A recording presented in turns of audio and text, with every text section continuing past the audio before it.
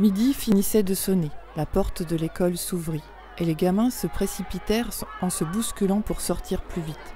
Mais au lieu de se disperser rapidement et de rentrer dîner, comme ils le faisaient chaque jour, ils s'arrêtèrent à quelques pas, se réunirent par groupe et se mirent à chuchoter.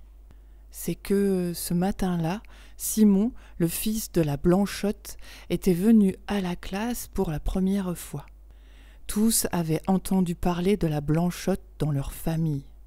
Et quoiqu'on lui fît bon accueil en public, les mères la traitaient entre elles avec une sorte de compassion un peu méprisante qui avait gagné les enfants sans qu'ils sussent du tout pourquoi. Quant à Simon, il ne les connaissait pas, car il ne sortait jamais, et il ne galopinait point avec eux dans les rues du village ou sur le bord de la rivière. Aussi ne l'aimait-il guère, et c'était avec une certaine joie, mêlée d'un étonnement considérable, qu'ils avaient accueilli et qu'ils s'étaient répété l'un à l'autre cette parole dite par un gars de 14 ou 15 ans, qui paraissait en savoir long, tant il clignait finement des yeux. « Vous savez, Simon, eh bien, il n'a pas de papa. » Le fils de la Blanchotte parut à son tour sur le seuil de l'école. Il avait 7 ou 8 ans. Il était un peu pâlot, très propre, à l'air timide, presque gauche. Il s'en retournait chez sa mère quand les groupes de ses camarades, chuchotant toujours et le regardant avec les yeux malins et cruels des enfants qui méditent un mauvais coup, l'entourèrent peu à peu et finirent par l'enfermer tout à fait. Il restait là, planté au milieu d'eux, surpris et embarrassé, sans comprendre ce qu'on allait lui faire. Mais le gars qui avait apporté la nouvelle, enorgueilli du succès obtenu déjà, lui demanda « Comment t'appelles-tu, toi ?» Il répondit « Simon. »« Simon quoi ?» reprit l'autre. L'enfant répéta tout confus « Simon. » Le gars lui cria « On s'appelle Simon quelque chose. Ce n'est pas un nom, ça, Simon. » Et puis, prêt à pleurer, répondit pour la 3e fois « Je m'appelle Simon. » Les galopins se mirent à rire. Le gars triomphant éleva la voix. « Vous voyez qu'il n'a pas de papa !» Un grand silence se fit. Les enfants étaient stupéfaits par cette chose extraordinaire, impossible, monstrueuse. Un garçon qui n'a pas de papa. Ils le regardaient comme un phénomène, un être hors de la nature, et ils sentaient grandir en eux ce mépris inexpliqué jusque-là de leur mère pour la Blanchotte. Quant à Simon, il s'était appuyé contre un arbre pour ne pas tomber, et il restait comme atterré par un désastre irréparable. Il cherchait à s'exprimer, mais il ne pouvait rien trouver pour leur répondre, et démentir cette chose affreuse qu'il n'avait pas de papa. Enfin, livide, il leur cria à tout hasard. « Si, j'en ai un !»« Où est-il » demanda le gars. Simon se tut. Il ne savait pas. Les enfants riaient, très excités. Et ces fils des champs, plus proches des bêtes, éprouvaient ce besoin cruel qui pousse les poules d'une basse-cour à achever l'une d'entre elles aussitôt qu'elle est blessée. Simon avisa tout à coup un petit voisin, le fils d'une veuve, qu'il avait toujours vu, comme lui-même, tout seul avec sa mère.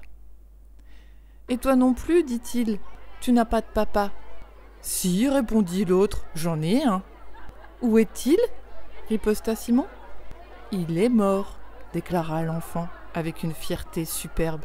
« Il est au cimetière, mon papa. » Un murmure d'approbation courut parmi les garnements, comme si ce fait d'avoir son papa mort au cimetière eût grandi leurs camarades pour écraser cet autre qui n'en avait point du tout.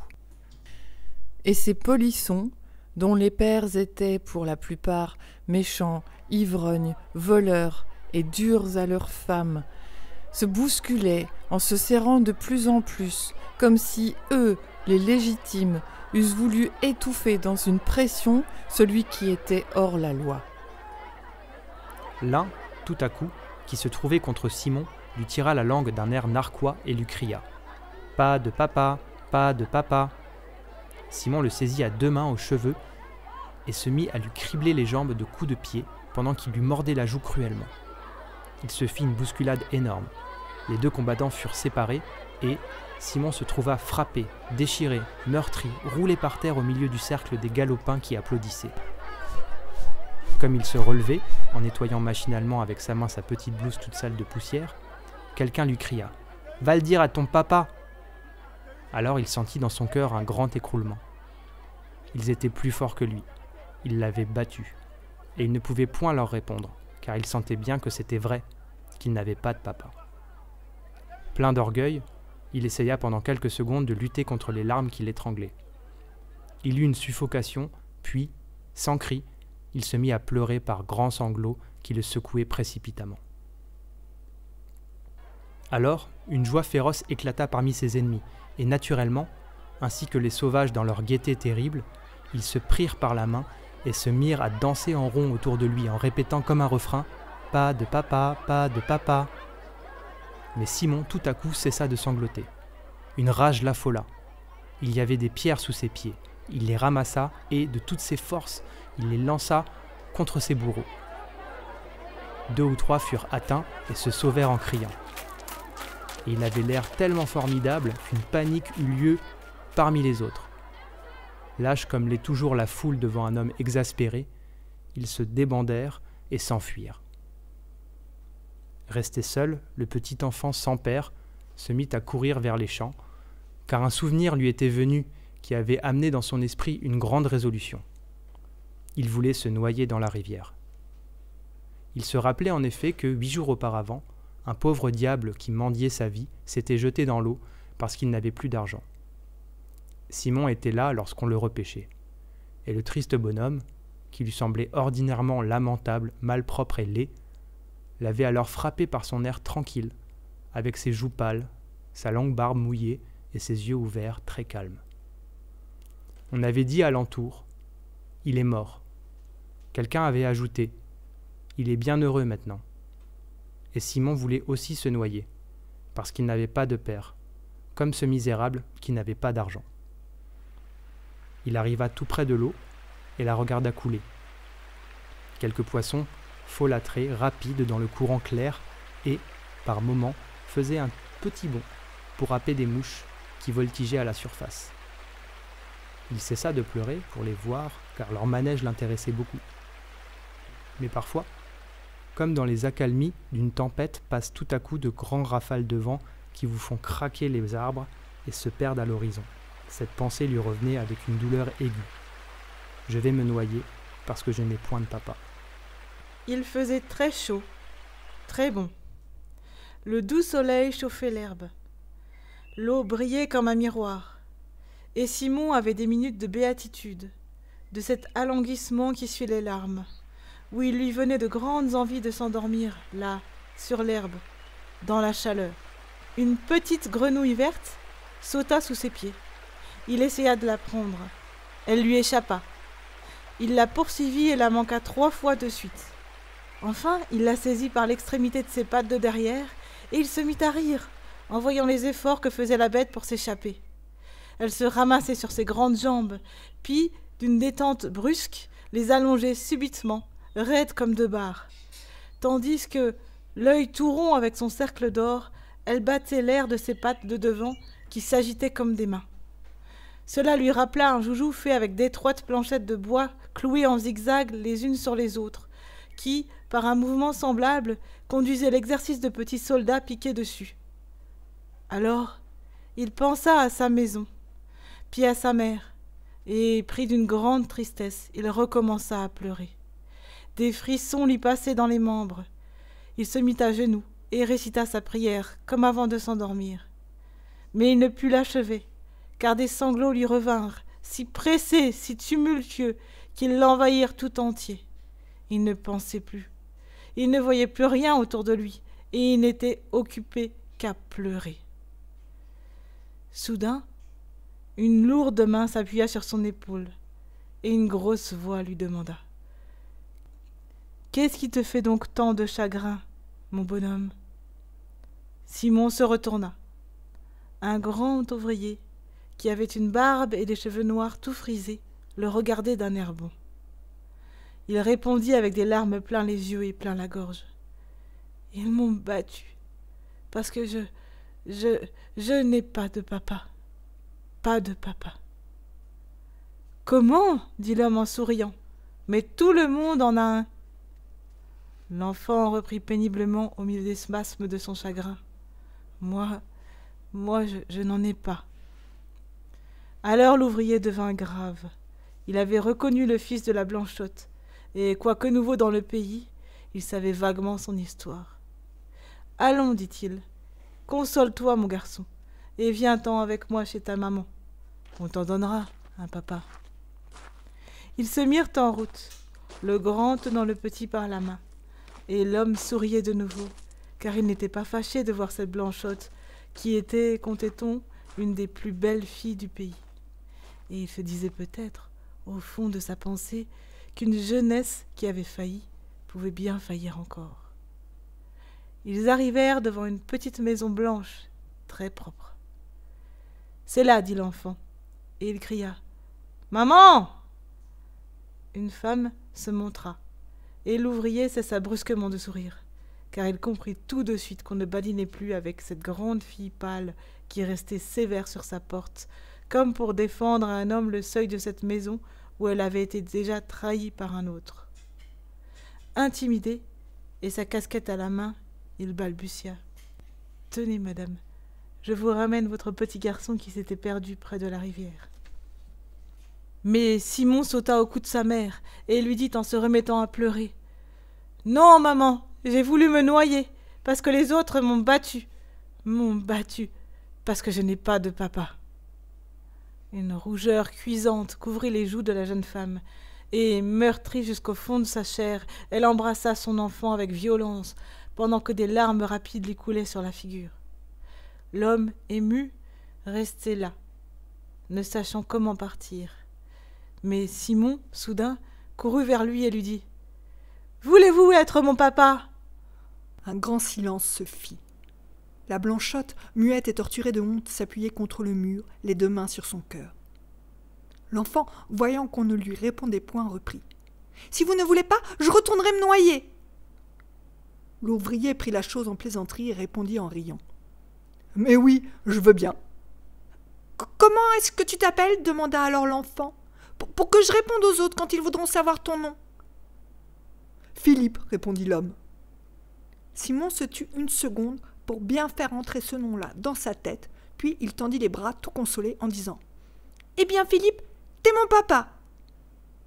L'ouvrier, l'enlevant de terre, l'embrassa brusquement sur les joues, puis il s'enfuit très vite à grandes enjambées. Quand l'enfant entra dans l'école le lendemain, un rire méchant l'accueillit. Et, à la sortie, lorsque le gars voulut recommencer, Simon lui jeta ces mots à la tête comme il l'aurait fait d'une pierre. « Il s'appelle Philippe, mon papa !» Des hurlements de joie jaillirent de tous côtés. « Hein, Philippe qui ? Philippe quoi ? Qu'est-ce que c'est que ça, Philippe ? Hein, où tu l'as pris, ton Philippe ?» Simon ne répondit rien, et, inébranlable dans sa foi, il les défiait de l'œil, prêt à se laisser martyriser plutôt que de fuir devant eux. Le maître d'école le délivra, et il retourna chez sa mère. Pendant 3 mois, le grand ouvrier Philippe passa souvent près de la maison de la Blanchotte, et quelquefois il s'enhardissait à lui parler lorsqu'il la voyait cousant près de la fenêtre. Elle lui répondait poliment, toujours grave, sans rire jamais avec lui et sans le laisser entrer chez elle. Cependant, un peu fat comme tous les hommes, il s'imagina qu'elle était souvent plus rouge que de coutume lorsqu'elle causait avec lui. Mais une réputation tombée est si pénible à refaire et demeure toujours si fragile que, malgré la réserve ombrageuse de la Blanchotte, on jasait déjà dans le pays. Quant à Simon, il aimait beaucoup son nouveau papa et se promenait avec lui presque tous les soirs à la journée finie. Il allait assidûment à l'école et passait au milieu de ses camarades fort dignes sans leur répondre jamais. Un jour, pourtant, le gars qui l'avait attaqué le premier lui dit « T'as menti! T'as pas un papa qui s'appelle Philippe !»« Pourquoi ça ?» demanda Simon très ému. Le gars se frottait les mains et reprit « Parce que si t'en avais un, il serait le mari de ta maman !» Simon se troubla devant la justesse de ce raisonnement. Néanmoins, il répondit « C'est mon papa tout de même. » Ça se peut bien, dit le gars en ricanant. Mais c'est pas ton papa tout à fait. Le petit à la blanchotte courba la tête et s'en alla rêveur du côté de la forge au Perloison où travaillait Philippe. Cette forge était comme ensevelie sous des arbres. Il y faisait très sombre, et seule la lueur rouge d'un foyer formidable, éclairé par de grands reflets, 5 forgerons aux bras nus, qui frappaient sur leur enclume avec un terrible fracas. Ils se tenaient debout, enflammés comme des démons, les yeux fixés sur le fer ardent qu'ils torturaient, et leurs lourdes pensées montaient et retombaient avec leurs marteaux. Simon entra sans être vu et alla tout doucement tirer son ami par la manche. Celui-ci se retourna. Soudain, le travail s'interrompit et tous les hommes regardèrent, très attentifs. Alors, au milieu de ce silence inaccoutumé, monta la petite voix frêle de Simon. « Dis donc, Philippe, le gars à la méchaude, il m'a conté tout à l'heure que t'étais pas mon papa tout à fait. »« Pourquoi ça ?» demanda l'ouvrier. L'enfant répondit avec toute sa naïveté. « Parce que t'es pas le mari de ma maman. » Personne ne rit. Philippe resta debout, appuyant son front sur le dos de ses grosses mains que supportait le manche de son marteau, dressé sur l'enclume. Il rêvait. Ses 4 compagnons le regardaient, et tout petit entre ces géants, Simon, anxieux, attendait. Tout à coup, un des forgerons, répondant à la pensée de tous, dit à Philippe. « C'est tout de même une bonne et brave fille que la Blanchotte, et vaillante et rangée malgré son malheur, et qui serait une digne femme pour un honnête homme. » Ça c'est vrai, dirent les 3 autres. L'ouvrier continua. Est-ce sa faute à cette fille si elle a failli ? On lui avait promis mariage, et j'en connais plus d'une qu'on respecte bien aujourd'hui, et qui en a fait tout autant. Ça c'est vrai, répondirent en chœur les 3 hommes. Il reprit. Ce qu'elle a peiné, la pauvre, pour élever son gars toute seule, et ce qu'elle a pleuré, depuis qu'elle ne sort plus que pour aller à l'église, il n'y a que le bon Dieu qui le sait. C'est encore vrai, dirent les autres. Alors, on n'entendit plus que le soufflet qui activait le feu du foyer. Philippe, brusquement, se pencha vers Simon. « Va dire à ta maman que j'irai lui parler ce soir. » Puis il poussa l'enfant dehors par les épaules. Il revint à son travail, et d'un seul coup, les 5 marteaux retombèrent ensemble sur les enclumes. Ils battirent ainsi le fer jusqu'à la nuit, forts, puissants, joyeux, comme des marteaux satisfaits.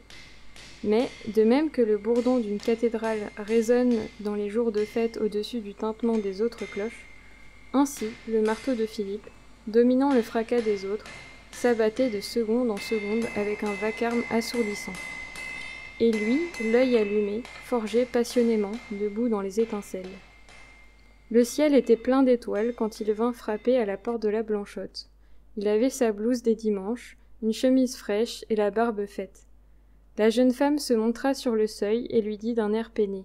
« C'est mal de venir ainsi la nuit tombée, monsieur Philippe. » Il voulut répondre, balbutia et resta confus devant elle. Elle reprit. « Vous comprenez bien, pourtant, qu'il ne faut plus que l'on parle de moi. » Alors lui, tout à coup. « Qu'est-ce que ça fait, dit-il, si vous voulez être ma femme ?» Aucune voix ne lui répondit, mais il crut entendre dans l'ombre de la chambre le bruit d'un corps qui s'affaissait. Il entra bien vite. Et Simon, qui était couché dans son lit, distingua le son d'un baiser et quelques mots que sa mère murmurait bien bas. Puis tout à coup, il se sentit enlevé dans les mains de son ami, et celui-ci, le tenant au bout de ses bras d'Hercule, lui cria.